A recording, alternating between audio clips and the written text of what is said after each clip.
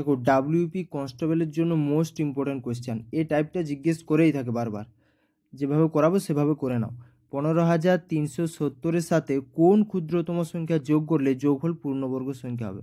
দেখো আমরা কি জানি বলো তো, 1 থেকে 25 যে সংখ্যাগুলো আছে তাদের স্কোয়ার করলে লাস্টে যে দুটো সংখ্যা হয় না, সেগুলো সারা পৃথিবীতে যত যে সংখ্যা আছে তাদের স্কোয়ার করলেও সে একই আসবে। ওটা ভালো করে মনে রাখবে। তাহলে 15,370 এর সাথে আমি যদি 4 যোগ করি লাস্টে কত হবে বলো তো? 74। তুমি খেয়াল করে দেখবে 1 থেকে 25-এর মধ্যে যে কোনো সংখ্যার স্কোয়ার করবে লাস্টে 74 কারও আসবে না, তার মানে এটাও হবে না। 6 যোগ করলে কত হবে? 76। 76 কিন্তু আসবে, ঠিক আছে। তুমি 24-এর স্কোয়ার কত হচ্ছে? 576, মানে এখানে 76 আসছে, তার মানে এটারও 76, বি অপশান হতে পারে। সিটা দেখো 78। তুমি 1 থেকে 25-এর মধ্যে যে কোনো সংখ্যা স্কোয়ার করো, দেখো লাস্টে 78 আসবে না, মানে এটার ক্ষেত্রে হবে না, সি অপশানও হবে না।